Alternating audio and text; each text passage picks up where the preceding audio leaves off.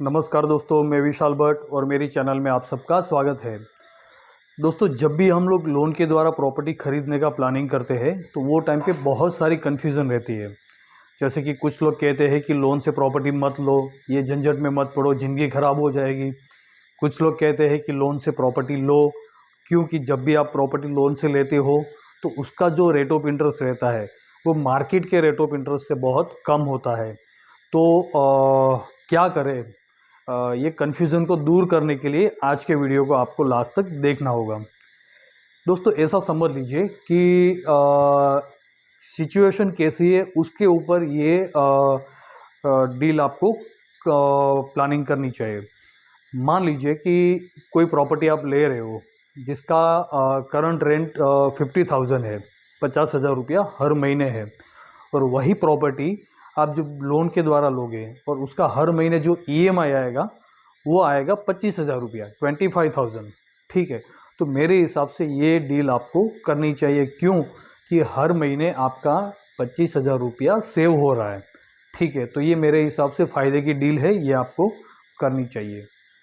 मान लीजिए कि कोई प्रॉपर्टी आपने लोन से लेने का मन बना लिया जिसका हर महीने रेंट अभी आ रहा है 50,000, और वो प्रॉपर्टी आप जब लोन के द्वारा खरीदोगे तो उसका ईएमआई आएगा हर महीने 50,000, दोनों सेम अमाउंट है। तो मेरे हिसाब से ये टाइम पे आपको डील करनी चाहिए।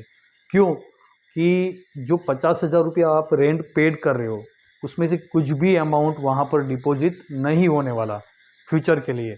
पर वहाँ यहाँ पर मान लीजिए कि लोन से जब आप प्रॉपर्टी लेकर उसका ईएमआई आप पेड करोगे तो ईएमआई में कुछ ना कुछ अमाउंट तो डिपॉजिट होगा ही। तो ये फ़ायदे की डील है।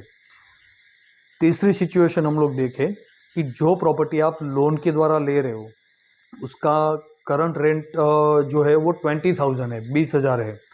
और वही प्रॉपर्टी आप खरीद कर जब लोन के द्वारा ईएमआई पेड करोगे तो उसका ईएमआई आएगा हर महीने 50,000 रुपया। तो ये सिचुएशन में आपको डील नहीं करनी चाहिए। क्यों? कि हर महीने जो गैप आ रहा है वो 30,000 रुपये का आ रहा है। तो यहाँ पर मेरे हिसाब से डील आप करो ना करो तो बेटर रहेगा।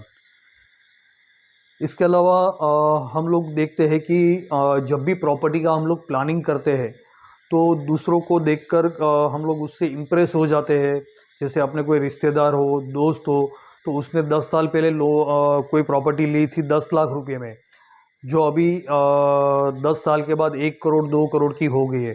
तो हमें लगता है कि उसका जो प्रॉपर्टी का प्राइस बढ़ गया वो हमारी भी प्रॉपर्टी का प्राइस बढ़ सकता है, और हम लोग भी प्रॉपर्टी का मन बना लेते हैं। और मेरे हिसाब से ऐसा आपको नहीं करना चाहिए। क्यों? कि रियल एस्टेट सेक्टर के अंदर 100 लोगों में से सिर्फ 10 या 20% लोगों को ही ऐसा बेनिफिट मिलता है, सभी को नहीं मिलता। तो उस टाइम पे आपको कोई भी प्रॉपर्टी लेने से पहले मैथमेटिक्स कैलकुलेशन लगा कर ही डील करनी चाहिए। दोस्तों, आज का वीडियो आपको पसंद आया हो तो ये वीडियो को लाइक करना ना भूले, अपने दोस्तों के साथ शेयर करना ना भूले। और ये चैनल के माध्यम से मेरी कोशिश रहती है कि बैंक, फाइनेंस और मोटिवेशन वीडियोस आप तक लाता रहूं।